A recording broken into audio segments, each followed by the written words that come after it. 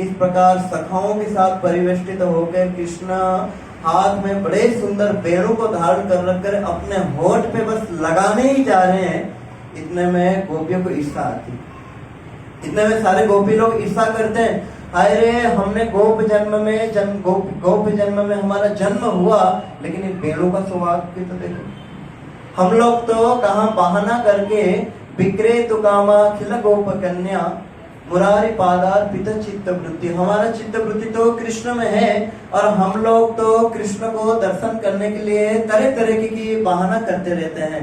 घर से, सास से, बहू से, ननद से, पति से झूठ मूठ बोल करके बहाना बना करके कृष्ण को दर्शन करने के लिए आते हैं। लेकिन ये बंसी को देखो, ये बंसी को देखो। तब गोपियां कहते हैं, गोप्या किंगाचरत यं कुशलश्म वेणु दामोदर धर सुदाम अपि गोपिकानां भुक्ते स्वयं यद अवशिष्ट रसवृतान्यो दृष्टे त्वयि अश्रु मुमुचु स्तरवो निदान्यम्। यहाँ पर वर्णन कर रहे हैं कि गोप्या किम आचरे अयम वेणु किम आचरे। यहाँ पर गोपियां वर्णन कर रही है एक श्लोक में वेणु गीत के अंदर, बोले अयम वेणु, बोले ये अयम वेणु, ये वेणु ने, ये निरस वेणु ने किम आचरे, अरे सखी ये वेणु ने पूर्व जन्म में कौन सी ऐसे पुण्य कर्म कर लिया, कौन से ऐसे एक सत्कर्म कर लिया, तो ये कृष्ण के अधर पे विराजमान होने की इसको सौभाग्य मिल रहा है। कोई बोला हाँ निश्चित रूप में इसने बहुत सारे तीर्थ में स्नान कर लिया होगा, अरे नहीं इसने तो बहुत सारे दान पुण्य भी किया होगा पूर्व जन्म में, इसने तो बहुत सारे संतों की भी सेवा किया होगा, अरे ये सारे तपस्या तो इसने ही कर डाली होगी ये बंसी ने, इसीलिए ये पूर्व जन्म में इतना तपस्या कर लिया। इसलिए देखो कृष्ण के अधर्म मृत के सुधा एक क्षण के लिए भी ये वंचित नहीं होता, बस हर समय कृष्ण के होठ में रहते और कृष्ण उसको अपने अधर के अमृत को पान कराते ये बंसी को।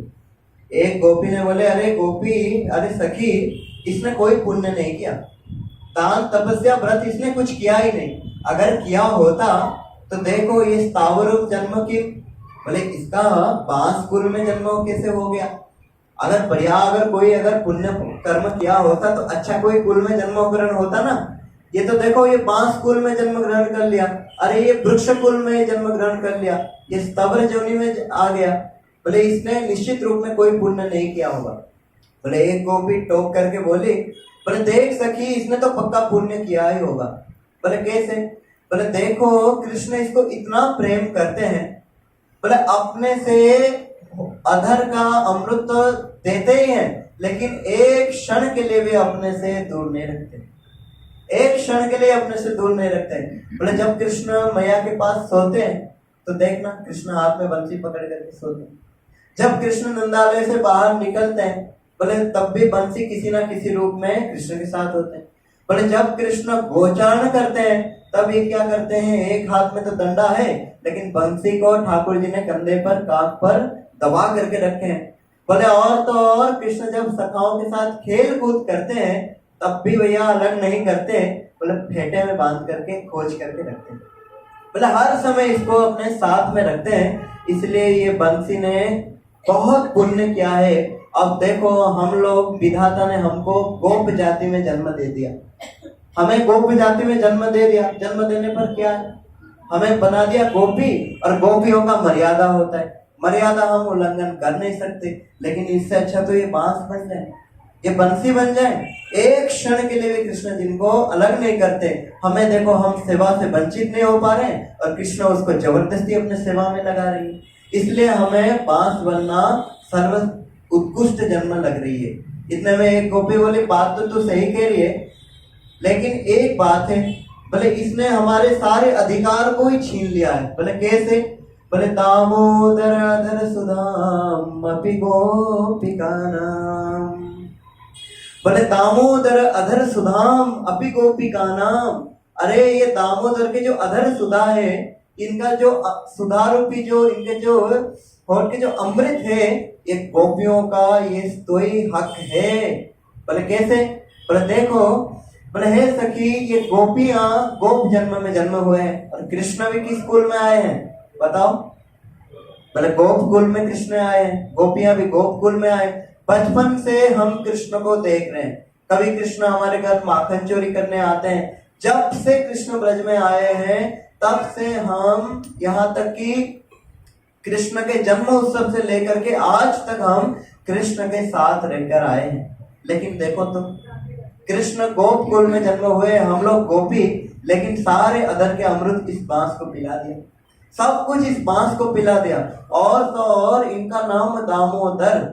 दामोदर तो शिव जीव गोस्वामी पाद उनको एक टीका में वर्णन कर रहे हैं। दामोदर, दामोदर क्यों नाम हुआ? बोले मैया यशोदा ने इनको एक दिन के लिए बांधा था, एक दिन के लिए इनको दीपावली के दिन मैया यशोदा ने कृष्ण को बांध दिए थे कमर में, इसलिए इनका नाम है दामोदर।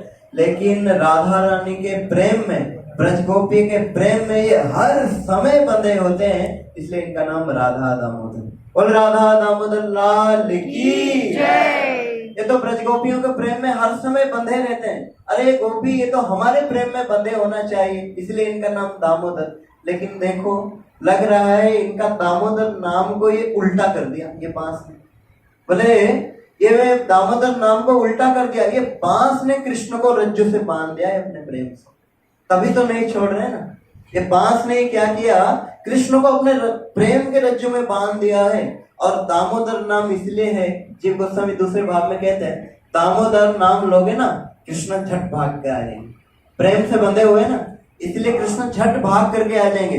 इसलिए जिस समय द्रौपदी का वस्त्र हरण हो रहा था तो वहां पर हे दामोदरेति, हे दामोदर रक्षा करो, प्रेम के बांध पर खींच करके आ गई। हाँ कि नहीं?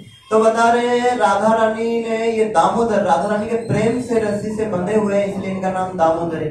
श्री भक्ति विनोद ठाकुर हमारे संप्रदाय में, भक्ति विज्ञान भारती गोस्वामी महाराज कहते हैं कि हमारे संप्रदाय में जो भक्ति विनोद ठाकुर ने जो भोग आरती में लिखा, उसमें कृष्ण के अन्य नाम को नहीं लिया।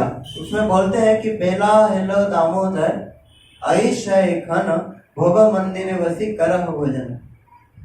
दामोदर यानी प्रेम से रस्सी से कोई बुलाने से जो प्रेम से आ जाएंगे, प्रेम के माध्यम से जो खींच करके आ जाते हैं, एक अर्थ से उनका नाम दामोदर होता है। इसीलिए यहाँ पर वर्णन कर रहे हैं, लग रहा है यहाँ विपरीत हो रहा है, ये बंसी ने कृष्ण को जोर जबरदस्ती खींच लिया है और तो और हमारे अधर के सारे रस को पान कर लिया। और कृष्ण लीला में, दामोदर लीला के बाद ही कृष्ण गोष्ठ में गए। जीव गोस्वामी के अनुसार कृष्ण गोपाष्टमी में जब गोचारण करने के लिए गए हैं, ये दामोदर लीला से बाद। इसीलिए यहाँ पर वर्णन कर रहे हैं दामोदर लीला से पहले कृष्ण जब जन्म हुए तब तक दामोदर लीला तब तक तो ये बांस से, ये बंसी से कृष्ण तक कोई लेना देना नहीं था।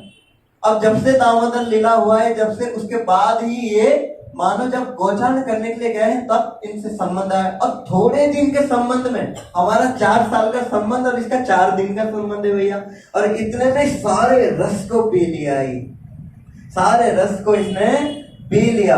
और तो और देखो ये नदियां को देखो, अरे सखी ये पेड़ों को देखो, बोले ये पेड़ को देखो, बोले ये पेड़ तो इनके जो बंसी जब कृष्ण बजाते हैं, बोले सबसे पहले ये वृंदावन के तरु, वृंदावन के लता पता, जो जिस वृक्ष में कभी फल नहीं आया हो अचानक से फल आ जाता है, अचानक से वहां फूल खिल जाता है। और ये नदियां को देखो, ये यमुना कल नाथ से, कल गुरु महाराज जी कह रहे थे ना, यमुना मानो ऐसे बहती है तो यमुना कैसे हो जाती है, विपरीत दिशा में फिर बहने लगती है। इसीलिए ये देखो ये नदियां, ये वृंदावन के जितने भी सरोवर हैं, ये सारे सरोवर इतने प्रसन्न हो जाते हैं, लगता है इनका कोई बड़ा ही एक इनके पीछे एक कोई इनका स्वार्थ हो। बोले कौन सा स्वार्थ हो? बोले ये बता रहे देखो, बोले घर के कोई बच्चा अगर बढ़िया होनहार बन जाए पढ़ लिख करके, तो सबसे पहले कौन खुश होते हैं? सबसे पहले उनके माता पिता बड़े प्रसन्न होते हैं। सबसे पहले तो उनके दादा दादी बड़े प्रसन्न हो जाते हैं, होते हैं कि नहीं? अरे मेरे घर के पोता आज बढ़िया कुछ आईएएस बन गया, कि खूब बढ़िया डॉक्टर बन गया, बढ़िया कुछ बन गया है। इसलिए सबसे पहले तो उनके घर के वृद्धजन बड़े प्रसन्न होते हैं। अरे देखो ये ब्रज के जितने भी बड़े बड़े वृक्ष हैं, इनके आंखों से अश्रु बह रहे हैं, लग रहा है इनके पोता के जैसा, क्योंकि बांस के पेड़ से आए ना, बांस के पेड़ वृक्ष जाती है, इसलिए सारे वृक्ष मानो प्रसन्न हो रहे हैं। और तो और घर के माता पिता भी बड़े प्रसन्न हो रहे हैं, बोले पिता, बोले जितने भी वृक्ष जाती हैं वो लोग बड़े कृष्ण बांस को अपने संतान मानते हैं। बांस ये भी तो वृक्ष जाती है कि